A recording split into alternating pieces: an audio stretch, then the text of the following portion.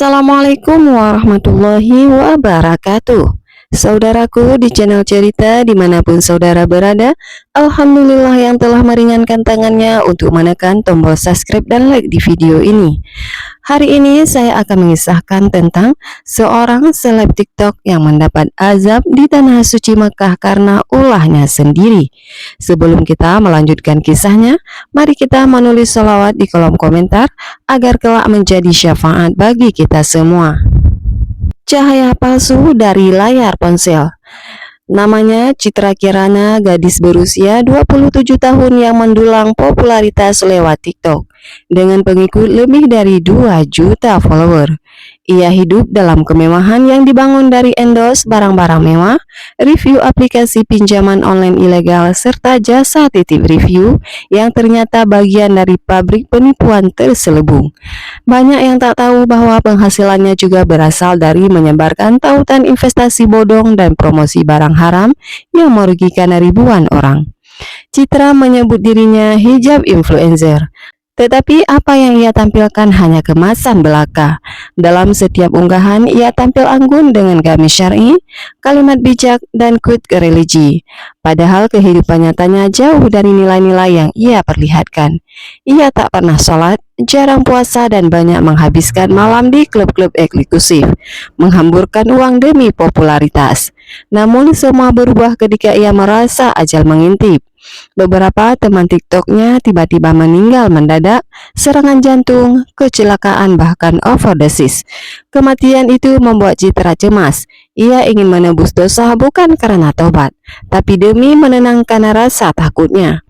Maka ia memutuskan untuk melaksanakan ibadah haji, bukan dari jeripaya halal, tapi dari rekening hasil penipuan.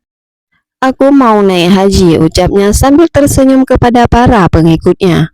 Video pengumuman itu pun viral. Ribuan doa mengalir, tak sedikit yang memujinya sebagai panutan. Namun, Allah Maha Tahu isi hati manusia. Sesampainya di Mekah, Citra disambut udara panas dan debu. Ia mengenakan gamis putih bersih, wajahnya tampak bercahaya di kamera. Di hotel bintang 5, ia terus membuat konten. Dari pemandangan Masjidil Haram, makanan food mewah, hingga doa-doa dramatis yang dibuat untuk engagement. Namun, sejak hari pertama, keanehan mulai terasa. Ia kehilangan rasa lidahnya, makanan selezat apapun tak lagi terasa.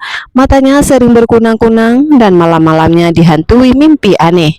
Dirinya terperosok ke jurang gelap yang tak berujung, dengan ribuan tangan menariknya ke bawah. Di hari ketiga, ia berniat tawaf, ribuan jamaah memadati Masjidil Haram.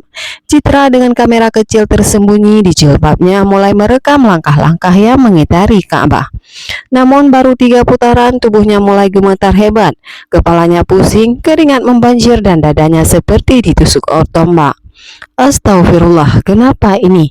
Bisiknya sebelum tubuhnya ambruk di pelantaran Ka'bah. Orang-orang berteriak, beberapa jamaah mencoba menolong, tapi tubuh Citra seperti kaku. Matanya terbuka menatap ke langit, ia masih sadar, tapi tidak bisa berbicara. Seorang petugas medis segera datang, namun yang terjadi membuat semua orang terpana. Tangan Citra mengenjang, dari mulutnya keluar busa putih. Kamera kecil yang dipasang di jilbabnya jatuh dan pecah.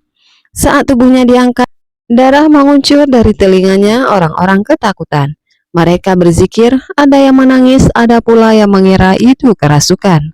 Namun seorang ulama tua dari Maroko yang menyaksikan kejadian itu berkata lirih, dia datang ke rumah Allah tapi membawa uang dari setan.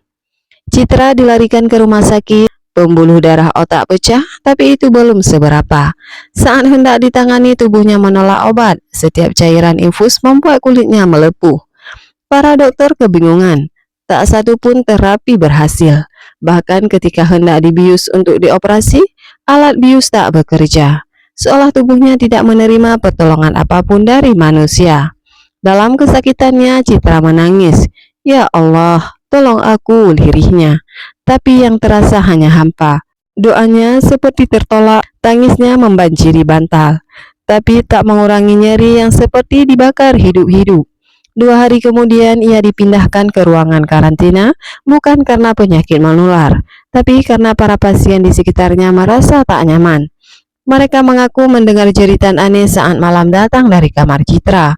Ada pula yang mengaku melihat bayangan hitam merayap di langit-langit ruangannya. Ulama tua itu datang lagi. Ia membaca ayat-ayat ruqyah, tapi tubuh Citra justru berontak. Suaranya mengerang seperti bukan manusia. Tangannya mengepal dan ia berteriak dalam bahasa yang tak ia kenal. "Uangmu bukan dari jalan yang halal," kata sang ulama dengan suara gemetar. "Dan Ka'bah bukan tempat untuk pamer dosa."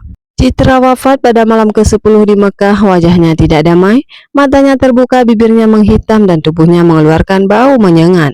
Meski baru saja meninggal, para petugas rumah sakit sempat bingung karena jenazahnya tidak bisa dikafani seperti biasa. Kain kafan terus basah oleh cairan aneh berwarna hitam.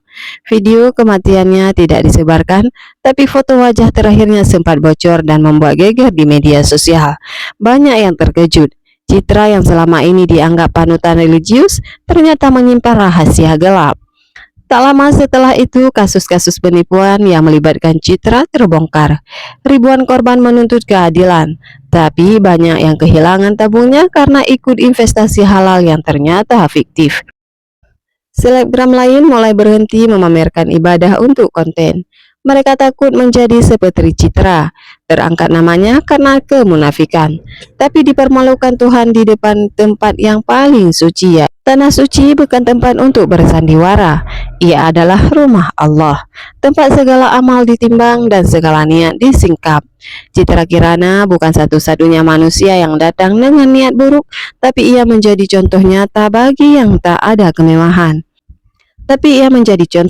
Bahwa tak ada kemewahan, pengikut atau kamera yang bisa menyelamatkan manusia dari keadilan Tuhan. Dan Ka'bah akan selalu berdiri menanti manusia yang datang dengan hati bersih, bukan dengan topeng digital dan dompet dari uang haram. Begitulah kisahnya. Kebenaran datang dari Allah, kesalahan datang dari saya sendiri. Akhir kata, wassalamualaikum warahmatullahi wabarakatuh.